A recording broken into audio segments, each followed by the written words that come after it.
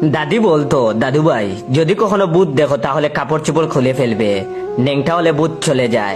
আমিও মন আরে আয়না কোথায় গেল? এখন আমি কি করব?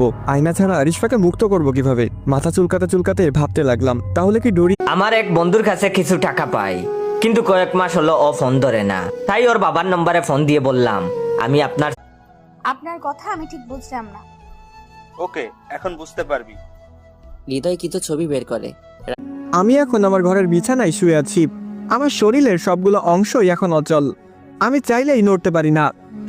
প্রতিনিয়ত আমার স্বপ্নে আমি সেই লোকটাকে দেখছি, যে লোকটাকে আমি বিয়ের অনেক আগে থেকে স্বপ্নে দেখছি। এখন আমার বিয়ে। এক্সকিউজ মি আপু, এই ঠিকানাটা কোথায় বলতে পারবেন? এ কথা বলার সাথে সাথে মেয়েটি আমার দিকে তাকালো। আমি তো সাথে সাথে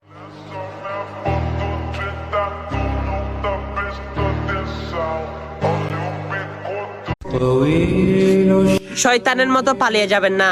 অবশ্যই আজকে যদি মুসলমানের সন্তান হয়ে থাকেন অবশ্যই বেশি বেশি। রাতের বেলায় ভুলেও কখনো এই চারটি কাজ করবেন না। নাম্বার 1, রাতে আপনি আপনার রুমে ঢুকলেন আর দেখতে পেলেন আপনার মতোই দেখতে কেউ চেয়ারে কিংবা বিছানায়। ওই ফকিনের বাচ্চা, তোকে যেতে বলছি। আমি রাগকে কন্ট্রোল করতে পারি নাই, গিয়ে সাথে সাথে কয়েকটা বসিয়ে দিলাম গালে।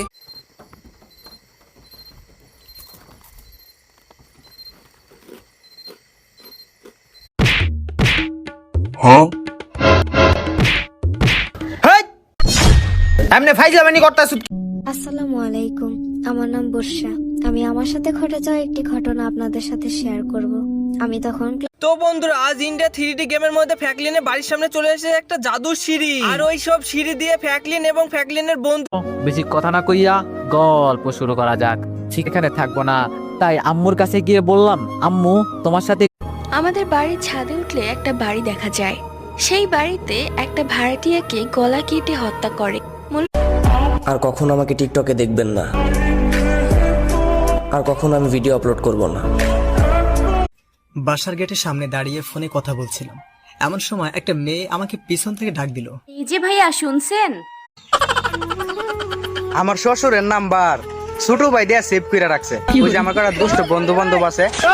একটা মেয়ে আমাকে টিকটকে মেসেজ দিছে, ভাইয়া আপনাকে আমার খুব ভালো লাগে। আমি বললাম কোথায় দেখেছেন আমাকে? সে সুমাইয়া বাথরুমে বসে বসে ফোন টিপতেছিল। হঠাৎ করে ফোনটি কমেডের মধ্যে পড়ে গেল। সুমাইয়া জুড়ে জুড়ে বল্টুর শিক্ষক বল্টুকে বললেন, তুমি তো দেখছি কিছু পারো না। শুনো, কাউকে বলবে না যে তুমি কিছু জানো না, বলবে তুমি সব জানো। মরার পর ভাবলাম আমার কেমন জানি এতিম এতিম লাগছে, যাই আমার বেস্ট ফ্রেন্ড তাকেও নিয়ে আসি। ওমা, ওরে আনতে